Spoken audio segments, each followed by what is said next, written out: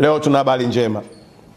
Wizara yetu imepatiwa fedha takriban bilioni 2 kwa ajili ya content creator, kwa ajili ya vijana wa online TV wanaofanya shughuli zao kupitia mitandao ya kijamii na kuendesha maisha yao.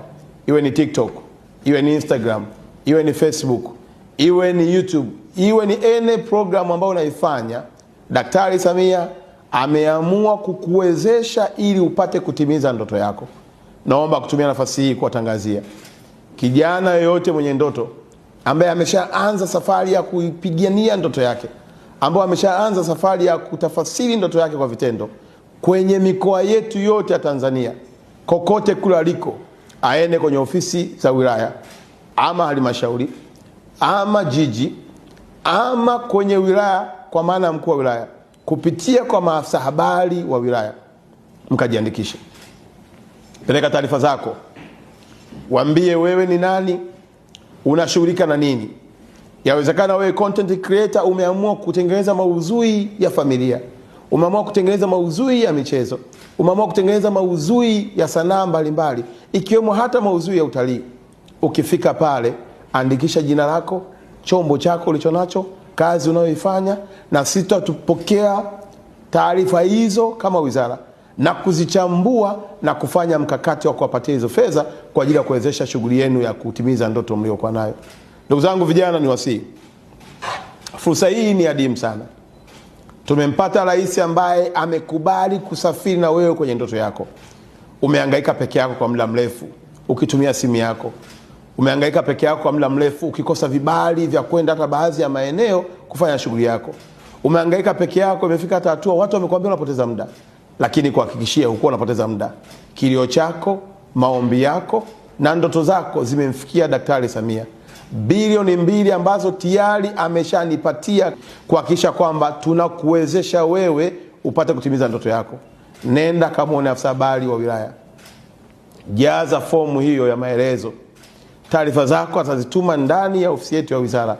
Kuanzia leo mpaka tarehe 15 ya mwezi wa pili, vijana wote wenye ndoto hizo, walioanza kusafiri kwenye ndoto zao, walioanza kutengeneza content, wale content creator, waende kwenye ofisi za wilaya. Watakutana na maafisa habari nchi nzima, wako kwenye ofisi zetu za wilaya au ofisi za halmashauri. Wakifika pale watakutana na fomu, watajiandikisha. Utaandika jina lako, utaandika chombo chako, utaandika shughuli unayoifanya. Kama wewe ni mtu wa online TV, kama wewe ni content creator, utaandika cha kwako. Na baada ya pale, wizara yetu itapata taarifa zote na kuzifanyia uchambuzi ili tuanze kukupatia fedha hizi ukapate vifaa ujikwamue na utimize ndoto yako. Zaidi ya yote, tunafahamu wako watu wanaweza kabeza kazi hizi, lakini nimeongea na baadhi ya vijana wengine kupitia kazi walionayo hii tu ya kutengeneza content, wametengeneza ajira za watu zaidi ya 20. Kuna watu mnafahamu, mtu anaitwa Ronaldo ili aposti tangazo lako kwenye page yake ya Instagram, unamlipa dola milioni 3. Tumeona juzi tu hapa amekuja kijana kutoka Marekani, amezunguka nchi zote za Afrika hapa, katengeneza kiasi gani.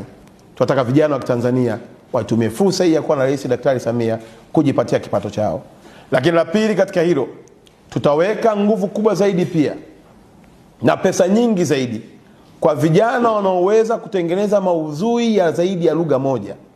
Tunafahamu ya kwamba lugha yetu ya Kiswahili ni lugha kubwa ambayo imepata nafasi kwenye nchi za SADC, imekubalika kwenye Umoja wa Afrika, imekubalika Umoja wa Afrika Mashariki, lakini pia hata UNESCO wameitambua lugha yetu ya Kiswahili. Lakini pia tunahitaji kuona maudhui yenye lugha tofauti.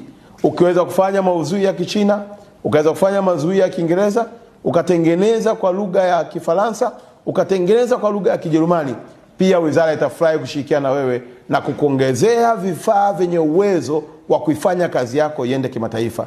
Daktari Samia amekubali kusafiri na wewe, kijana wa Tanzania, kwenye ndoto yako, content creator, mtu unayehangaika na online TV na watu wote wanaojishughulisha na kujipatia kipato kupitia mitandao hii. Serikali ya Rais Samia itawashika mkono ili mtimize ndoto yenu.